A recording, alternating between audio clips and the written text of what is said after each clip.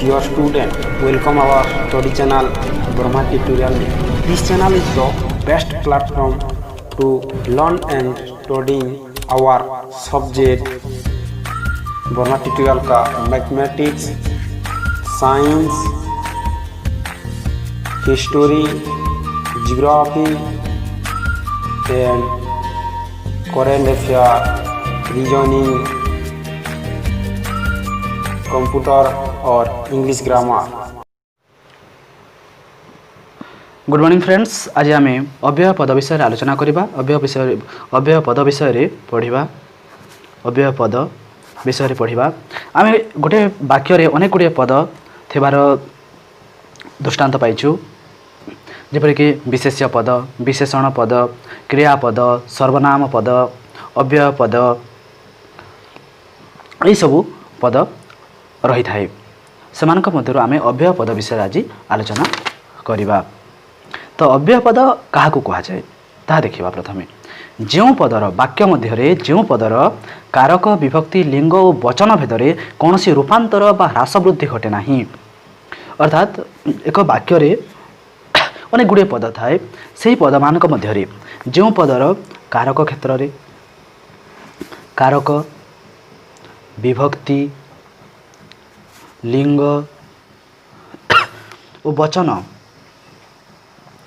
अर्थात से पद जो पदर कारक क्षेत्र में कौन परिवर्तन घटे नहीं, विभक्ति क्षेत्र में कौन परिवर्तन घटे नहीं, लिंग क्षेत्र में, वचन क्षेत्र में कौन परिवर्तन घटे नहीं, से पद को आमे अव्यय पद बोली कहिबा।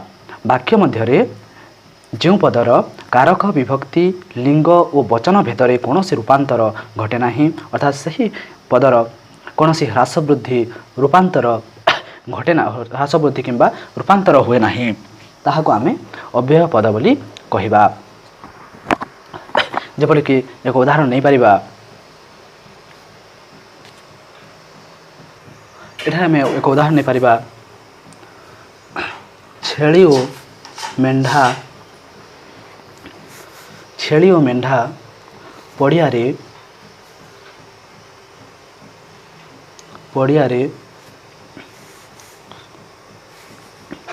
चरुछंती। छेली और मेंढा पड़िया चरुछंती। एठा आमे एक वचन करिया पई गोटिए छेली एवं गोटिए मेंढा पड़िया चरुछंती। एठारे ओ एक अव्यय पद। एटा जदि आमे छेली जगार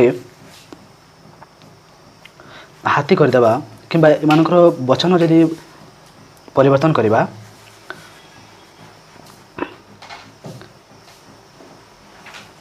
गोटिए छेली ओ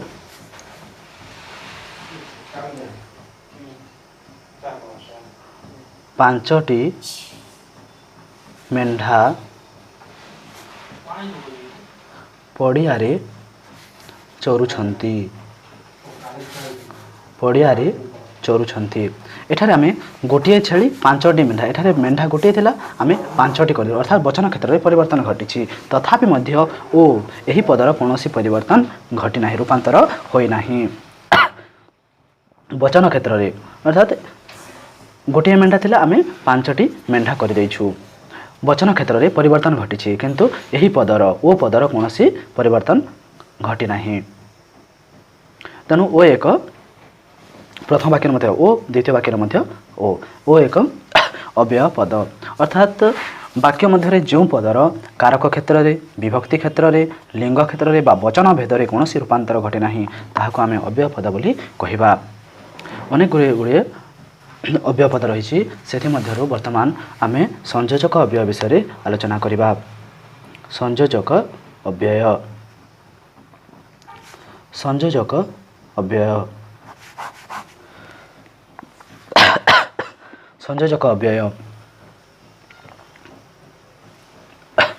संयोजक अव्यय क्या कहुए, जो अव्यय पद गुड़िक गोटे पद बा वाक्य सहित अन्य एक पद बा वाक्य को संयुक्त करिबारे सहायता करिथांती, सेगुड़ी को आमे संयोजक अव्यय बोली कहिबा।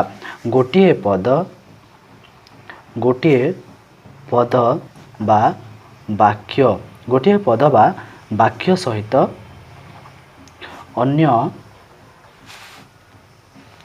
ଅନ୍ୟ ଏକ ପଦ ବା ବାକ୍ୟକୁ ସଂଯୋଗ କରୁଥିବା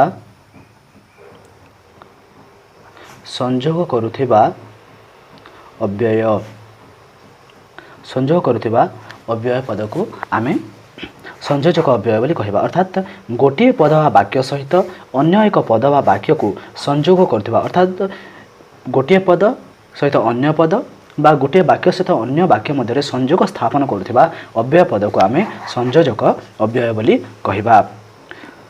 ଯେପରିକି ଓ, ଏବଂ, ଆଉ, ମଧ୍ୟ, ପୁଣି ଇତ୍ୟାଦି ଗୋଟିଏ ଗୋଟିଏ ସଂଯୋଜକ ଅବ୍ୟୟ। ଏଠାରେ ଆମେ ଉଦାହରଣ ନେଇପାରିବା। ବୀଣା ଓ ଭାରତୀ ଉଭୟ ଜାଆଁଳା ଭଉଣୀ। ବୀଣା ଓ ଭାରତୀ ଉଭୟେ ଜାଆଁଳା ଭଉଣୀ। ଏଠାରେ ଓ ଏକ ସଂଯୋଜକ ଅବ୍ୟୟ। ବୀଣା ଓ ଭାରତୀ ମଧ୍ୟରେ ଦୁଇଟି ପଦ ମଧ୍ୟରେ ସଂଯୋଗ ସ୍ଥାପନ କରୁଥିବା ଏକ ଅବ୍ୟୟ ପଦ ହେଉଛି ଓ। ତେଣୁ ଓ ଏକ ସଂଯୋଜକ ଅବ୍ୟୟ। ବୀଣା ଓ ଭାରତୀ ଉଭୟେ ଜାଆଁଳା ଭଉଣୀ। ଅନେକ ଉଦାହରଣ ମଧ୍ୟ ନେଇପାରିବା। ଏଠାରେ ଅନେକ ଗୁଡ଼ିଏ ଉଦାହରଣ ରହିଛି। ମୁଁ ଆସନ୍ତାକାଲି କଲିକତା ଯିବି ଏବଂ ସେଠାରେ 2 ଦିନ ରହିବି। ଏଠାରେ ଦୁଇଟି ବାକ୍ୟ, ମୁଁ ଆସନ୍ତାକାଲି କଲିକତା ଯିବି ଏବଂ ଅନ୍ୟ ବାକ୍ୟଟି ହେଉଛି ସେଠାରେ 2 ଦିନ ରହିବି। ଏହି ଦୁଇଟି ବାକ୍ୟ ମଧ୍ୟରେ ସମ୍ବନ୍ଧ ସ୍ଥାପନ କରୁଥିବା ଏକ ପଦ ହେଉଛି ଏବଂ। ତେଣୁ ଏବଂ ଏକ ସଂଯୋଜକ ଅବ୍ୟୟ। ଏବଂ ଏକ ଅବ୍ୟୟ, ଏହାକୁ ଆମେ ସଂଯୋଜକ ଅବ୍ୟୟ ବୋଲି କହିବା। ସୁଦର୍ଶନ କେବଳ କାଠ ମୂର୍ତ୍ତି ତିଆରି କରି ଜାଣେ, ଆଉ କିଛି ଜାଣେ ନାହିଁ। ଏଠାରେ ଦୁଇଟି ବାକ୍ୟ, ସୁଦର୍ଶନ କେବଳ କାଠ ମୂର୍ତ୍ତି ତିଆରି ଜାଣେ ଏବଂ ଅନେକ ବାକ୍ୟ କିଛି ଜାଣେ ନାହିଁ, ଖଣ୍ଡବାକ୍ୟ। ଏହି ଦୁଇଟି ବାକ୍ୟ ମଧ୍ୟରେ ସଂଯୋଗ ସ୍ଥାପନ କରୁଥିବା ଏକ ପଦ ହେଉଛି ଆଉ, ଏକ ଅବ୍ୟୟ ପଦ। ଏହି ଅବ୍ୟୟ ପଦକୁ ଆମେ ସଂଯୋଜକ ଅବ୍ୟୟ ବୋଲି କହିବା। ବର୍ତ୍ତମାନ ଆମେ ବିଯୋଜକ ଅବ୍ୟୟ ବିଷୟରେ ପଢ଼ିବା।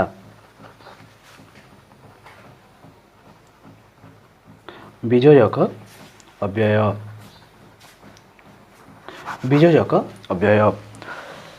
ତ ବିଯୋଜକ ଅବ୍ୟୟ କାହାକୁ କହିବା? ଯେଉଁ ଅବ୍ୟୟ ପଦ ପୂର୍ବବର୍ତ୍ତୀ ପଦ ବା ବାକ୍ୟର ଭାବଠାରୁ ପରବର୍ତ୍ତୀ ପଦ ବା ବାକ୍ୟର ଭାବକୁ ପୃଥକ୍ କରେ। ଅର୍ଥାତ୍ ବାକ୍ୟ ମଧ୍ୟରେ ଯେଉଁ ଅବ୍ୟୟ ପଦ ପୂର୍ବବର୍ତ୍ତୀ ପଦ ବା ବାକ୍ୟଠାରୁ ପୂର୍ବବର୍ତ୍ତୀ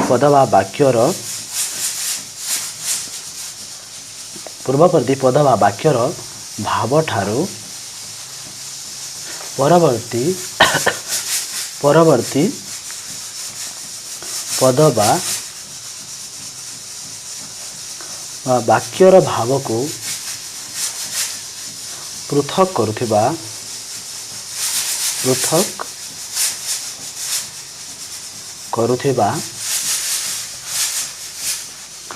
ଅବ୍ୟୟ ପଦ।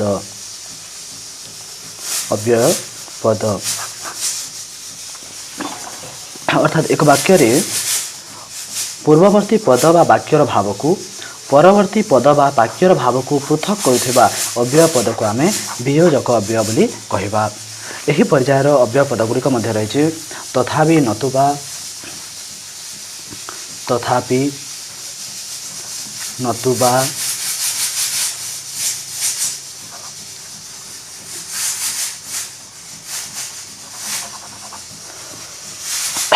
ତଥାପି, ନତୁବା, ଅଥଚ, କିନ୍ତୁ,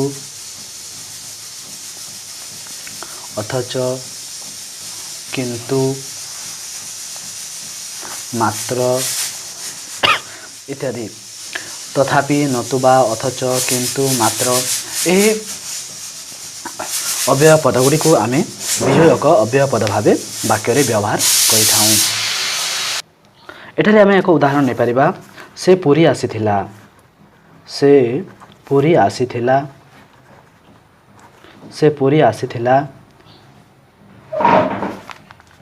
ମାତ୍ର ମୋତେ ଦେଖା ନ କରି ଚାଲିଗଲା। ମାତ୍ର ମୋତେ ଦେଖା ନ କରି ଚାଲିଗଲା। ଦେଖା ନ କରି ଚାଲିଗଲା। ଏଠାରେ ସେ ପୁରୀ ଆସିଥିଲା ଏକ ବାକ୍ୟ, ମୋତେ ଦେଖା ନ କରି ଚାଲିଗଲା ଅନ୍ୟ ଏକ ବାକ୍ୟ। ଏହି ଦୁଇଟି ବାକ୍ୟର ଭାବକୁ ପୃଥକ କରୁଥିବା ଏକ ପଦ ହେଉଛି ମାତ୍ର। ତେଣୁ ମାତ୍ର ଏକ ବିଯୋଗକ ଅବ୍ୟୟ। ସେ ପୁରୀ ଆସିଥିଲା, ମାତ୍ର ମୋତେ ଦେଖା ନ କରି ଚାଲିଗଲା। ଏହି ଦୁଇଟି ବାକ୍ୟର ଭାବକୁ ପୃଥକ କରୁଥିବା ଏକ ପଦ ହେଉଛି ମାତ୍ର। ତେଣୁ ମାତ୍ର ଏକ ବିଯୋଜକ ଅବ୍ୟୟ।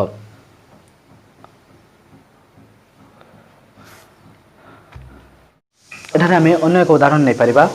ତୁମେ ପୁରୀ ଆସିଲେ ମୋ ଘରେ ରହିପାରିବ। ତୁମେ ପୁରୀ ଆସିଲେ ମୋ ଘରେ ରହିପାରିବ, ନତୁବା ସୁଭଦ୍ରା ହୋଟେଲରେ ତୁମ ପାଇଁ ବ୍ୟବସ୍ଥା କରାଯିବ। ଏଠାରେ ଦୁଇଟି ବାକ୍ୟ ରହିଛି। ତୁମେ ପୁରୀ ଆସିଲେ ମୋ ଘରେ ରହିପାରିବ। ଅନ୍ୟ ଏକ ବାକ୍ୟ ହେଉଛି ସୁଭଦ୍ରା ହୋଟେଲରେ ତୁମ ପାଇଁ ବ୍ୟବସ୍ଥା କରାଯିବ। ଏହି ଦୁଇଟି ବାକ୍ୟର ଭାବକୁ ପୃଥକ କରୁଥିବା ଏକ ଅବ୍ୟୟ ପଦ ହେଉଛି ନତୁବା। ତେଣୁ ନତୁବା ଏକ ବିଯୋଜକ ଅବ୍ୟୟ। ସରିଛି ସଂଯୋଜକ ଅବ୍ୟୟ ଏବଂ ବିଯୋଜକ ଅବ୍ୟୟ। ବର୍ତ୍ତମାନ ପଦାନ୍ୱୟୀ ଅବ୍ୟୟ। ପଦାନ୍ୱୟୀ ଅବ୍ୟୟ। ପଦାନ୍ୱୟୀ ଅବ୍ୟୟ। ଏହି ପଦାନ୍ୱୟୀ ଅବ୍ୟୟ ପଦଗୁଡ଼ିକ ଯେତେବେଳେ ବାକ୍ୟ ମଧ୍ୟରେ ବ୍ୟବହୃତ ହୁଅନ୍ତି, ବାକ୍ୟ ମଧ୍ୟରେ ଥିବା ଅନେକ ଗୁଡ଼ିଏ ପଦ ବିଭକ୍ତି ଯୁକ୍ତ ହେବା ପାଇଁ ବାଧ୍ୟ ହୋଇଥାନ୍ତି। ଏହି ପର୍ଯ୍ୟାୟର ଅବ୍ୟୟ ପଦଗୁଡ଼ିକ ମଧ୍ୟରୁ କେତେଗୁଡ଼ିଏ ବାକ୍ୟ ମଧ୍ୟରେ ଯେତେବେଳେ ବ୍ୟବହୃତ ହୁଅନ୍ତି, ସେହି ସମୟରେ କେତେକ ପଦ ବିଭକ୍ତି ଯୁକ୍ତ ହେବାକୁ ବାଧ୍ୟ ହୋଇଥାନ୍ତି। ଅର୍ଥାତ୍ ଏହି ପର୍ଯ୍ୟାୟର କେତେକ ଅବ୍ୟୟ ପଦର ଅନ୍ୟ କୌଣସି ପଦ ସହିତ ଅନ୍ୱୟ ବା ସମ୍ବନ୍ଧ ସ୍ଥାପିତ ହୋଇଥିବାର ଲକ୍ଷ୍ୟ କରାଯାଏ। ବାକ୍ୟ ମଧ୍ୟରେ ଏହି ପଦାନ୍ୱୟୀ ଅବ୍ୟୟ ଗୁଡ଼ିକର ଅନ୍ୟ ପଦ ସହିତ ଅନ୍ୱୟ ବା ସମ୍ବନ୍ଧ ସ୍ଥାପିତ ହୋଇଥିବାର ଲକ୍ଷ୍ୟ କରାଯାଏ। ଏ ପ୍ରକାର ଅବ୍ୟୟ ପଦକୁ ପଦାନ୍ୱୟୀ ଅବ୍ୟୟ ବୋଲି କୁହାଯାଏ। ଯେପରିକି ବିନା, ବିନା, ଅଧିକ, ସହିତ ଇତ୍ୟାଦି ଏଗୁଡ଼ିକ ପଦାନ୍ୱୟୀ ଅବ୍ୟୟ। ଅର୍ଥାତ୍ ଏହି ଅବ୍ୟୟ ପଦଗୁଡ଼ିକର ବାକ୍ୟ ମଧ୍ୟରେ ଅନ୍ୟ ପଦ ସହିତ ଅନ୍ୱୟ ବା ସମ୍ବନ୍ଧ ସ୍ଥାପିତ ହୋଇଥିବାର ଲକ୍ଷ୍ୟ କରାଯାଏ। ଏଠାରେ ଆମେ ଏକ ଉଦାହରଣ ନେଇପାରିବା। ଶିକ୍ଷକଙ୍କ ବିନା ଛାତ୍ରମାନେ ଭଲ ପଢ଼ିପାରନ୍ତି ନାହିଁ। ଶିକ୍ଷକଙ୍କ ବିନା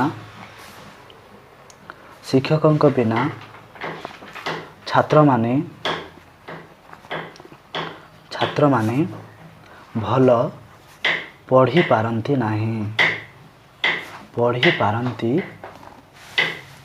ପଢ଼ିପାରନ୍ତି ନାହିଁ। ଏଠାରେ ବିନା ହେଉଛି ଏକ ଅବ୍ୟୟ ପଦ। ଏହି ଅବ୍ୟୟ ପଦ ଯୋଗୁଁ ବିଶେଷ୍ୟ ପଦ ଶିକ୍ଷକରେ ଷଷ୍ଠୀ ବିଭକ୍ତି ଯୁକ୍ତ ହୋଇଛି। ଅର୍ଥାତ୍ ଷଷ୍ଠୀ ବିଭକ୍ତିର ଚିହ୍ନ ରଙ୍କଙ୍କର, ସେ ମଧ୍ୟରୁ ଙ୍କ, ଶିକ୍ଷକଙ୍କ, ଶିକ୍ଷକ ଏହି ବିଶେଷ୍ୟ ପଦରେ ଷଷ୍ଠୀ ବିଭକ୍ତି ଯୁକ୍ତ ହୋଇ ଶିକ୍ଷକଙ୍କ ହୋଇଛି।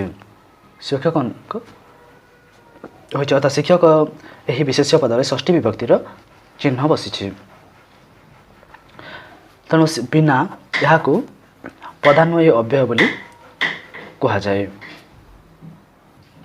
ଅର୍ଥାତ୍ ଏହି ବାକ୍ୟରେ ବିନା ଏହି ଅବ୍ୟୟ ପଦର ସମ୍ବନ୍ଧ ଶିକ୍ଷକ ପଦ ସହିତ ରହିଛି। ଶିକ୍ଷକ ଏକ ବିଶେଷ୍ୟ ପଦ, ଏହି ବିଶେଷ୍ୟ ପଦ ସହିତ ରହିଥିବାରୁ ଏଠାରେ ଷଷ୍ଠୀ ବିଭକ୍ତିର ଚିହ୍ନ ଅର୍ଥାତ୍ ଏକ ବିଭକ୍ତି ଚିହ୍ନ ଯୁକ୍ତ ହୋଇଛି।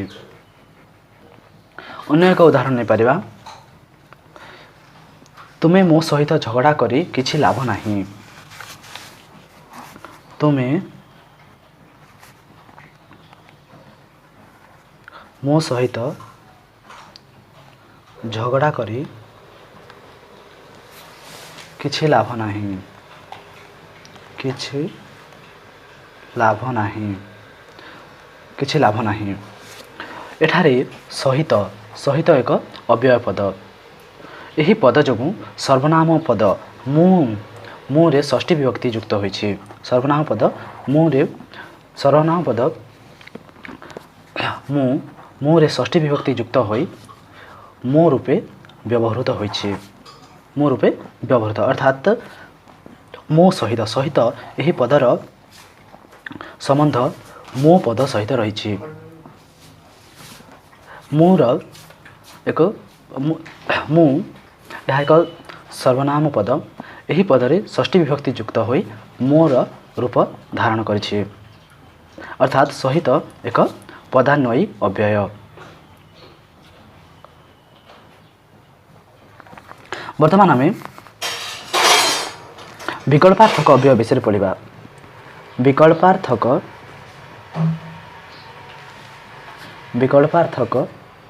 अव्यय विषय आलोचना करवा। विकल्पार्थक अव्यय तो विकल्पार्थक अव्यय क्या कहुए जो अव्यय पद द्वारा विकल्प अर्थ प्रकाशित हुए। विकल्प अर्थ प्रकाश करुवा अव्यय पद अर्थात विकल्प अर्थ प्रकाश करुवा अव्यय पद विकल्प अर्थ प्रकाश करुवा अव्यय पद को आम विकल्पार्थक अव्यय बोली कहिबा। जो अव्यय पद द्वारा विकल्प अर्थ प्रकाशित होता है ताहाको विकल्पार्थक अव्यय पद बोली कहुए। अर्थात विकल्प अर्थ प्रकाश करुवा अव्यय पद को आम विकल्पार्थक अव्यय पद बोली कहिबा अव्यय बोली कहिबा। एठारे उदाहरण पाइबा बा अबा अथवा किंबा नचेत इत्यादि एगुड़िक हेउछि विकल्पार्थक अव्यय। यार एक वाक्य मत उदाहरण आम नहीं पारिबा जेपरिक परिश्रम कर नचेत अकृत कार्य हेब। परिश्रम कर नचेत अकृत कार्य हेब। अकृत कार्य हेब।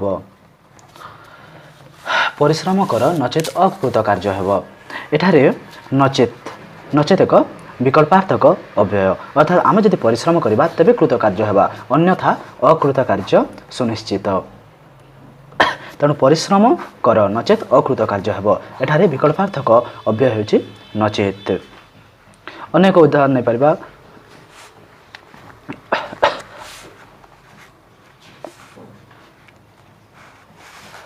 मधु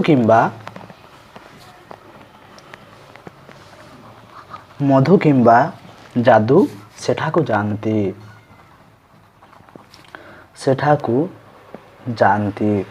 मधु किंबा जादू सेठाकू जानती।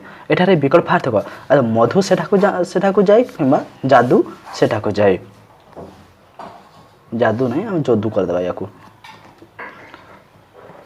मधु किंबा जादू। एठारे किंबा एक पद जहाँकि विकल्पार्थक अव्यय। मधु किंबा जदू सेठाकू जानती यही वाक्य रे किंबा एक विकल्पार्थक अव्यय। तुम इच्छा हेले पढ़ नतुबा सोई पढ़। एठे नतुबा तुम इच्छा हेले पढ़ नतुबा सोई पढ़ नतुबा हो एक विकल्पार्थक अव्यय। तापर आम देखा वर्तमान आम देखा निषेधार्थक अव्यय। निषेधार्थक अव्यय तो निषेधार्थक अव्यय क्या कहवा जो अव्यय पद द्वारा निषेध बा निवारण करिवार सूचना मिले। निषेध बा निवारण अर्थात निषेध बा निवारण रो सूचना देउथिबा अव्यय पद को आम निषेधार्थक अव्यय पद बोली कहिबा। निषेध जना पड़ुथिबो किंबा निवारण निषेध बा निवारण रो सूचना देउथिबा अव्यय पद को आम निषेधार्थक अव्यय बोली कहिबा। एठारे उदाहरण स्वरूप ना नाही प्रभृति न भी आम लिखिपर ना नाही न प्रभृति निषेधार्थक अव्यय नाही मामू ठारू कणा मामू भल उदाहरण नहीं पारिबा नाही मामू ठारू कणा मामू भल ନାହିଁ ମାମୁଁ ଠାରୁ କଣା ମାମୁଁ ଭଲ। ଏଠାରେ ନାହିଁ ଏକ ପଦ ଯାହାକି ନିଷେଧାର୍ଥକ ଅବ୍ୟୟ। ନାହିଁ ମାମୁଁ ଠାରୁ କଣା ମାମୁଁ ଭଲ ଅର୍ଥାତ୍ ମାମୁଁ ନଥିବା ଅପେକ୍ଷା କଣା ମାମୁଁ ମଧ୍ୟ ଠିକ୍, କଣା ମାମୁଁ ଭଲ। ଏଠାରେ ନାହିଁ ଏକ ନିଷେଧାର୍ଥକ ଅବ୍ୟୟ। ନାହିଁ ମାମୁଁ ଠାରୁ କଣା ମାମୁଁ ଭଲ। ତାପରେ ବର୍ତ୍ତମାନ ଆମେ ପଢ଼ିବା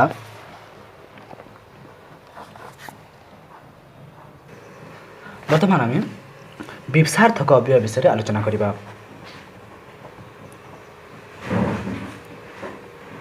ବିପ୍ସାର୍ଥକ ଅବ୍ୟୟ ଏଠାରେ ବିପ୍ସାର ଅର୍ଥ ହେଉଛି ବିପ୍ସାର ଅର୍ଥ ହେଉଛି ବାରମ୍ବାର।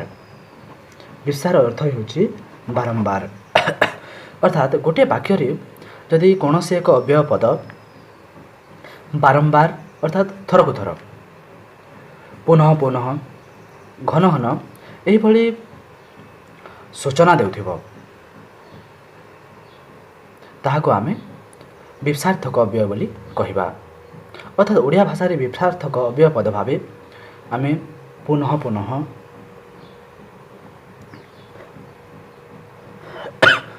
ବାରମ୍ବାର, ପୁନଃ ପୁନଃ, ବାରମ୍ବାର, ମୁହୁର୍ମୁହୁଃ,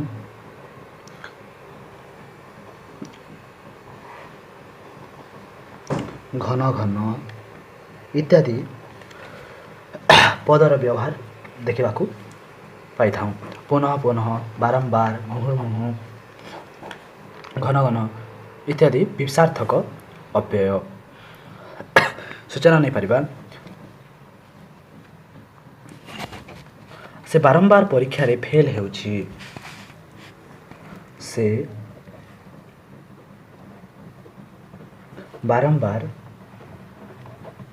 ପରୀକ୍ଷାରେ ଫେଲ୍ ହେଉଛି। ସେ ବାରମ୍ବାର ପରୀକ୍ଷାରେ ଫେଲ୍ ହେଉଛି।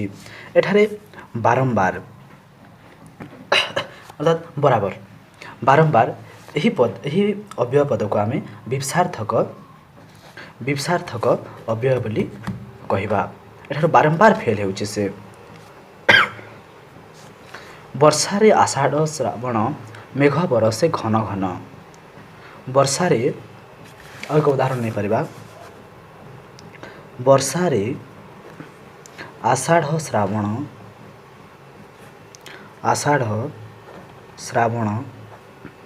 ମେଘ ବରଷେ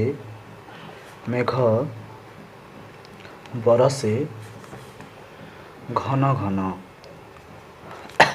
ଅର୍ଥାତ୍ ଏଠାରେ ଯଦି ଦେଖିବା ଘନ ଘନ ଏକ ବିପ୍ସାର୍ଥକ ଅବ୍ୟୟ ଅର୍ଥାତ୍ ମେଘ ବରଷେ ଘନ ଘନ ବାରମ୍ବାର ବରଷୁଛି, ତେଣୁ ଘନ ହେଇଯିବ ଏକ ବିପ୍ସାର୍ଥକ ଅବ୍ୟୟ। ବର୍ତ୍ତମାନ ଆମେ ସମ୍ଭାବନା ସୂଚକ ଅବ୍ୟୟ ବିଷୟରେ ପଢ଼ିବା। ସମ୍ଭାବନା ସୂଚକ ଅବ୍ୟୟ।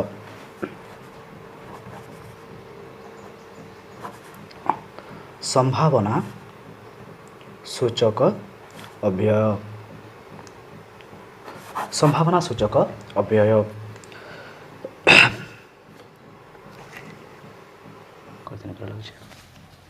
ସମ୍ଭାବନା ସୂଚକ ଅବ୍ୟୟ ବିଷୟରେ ଆଲୋଚନା କରିବା।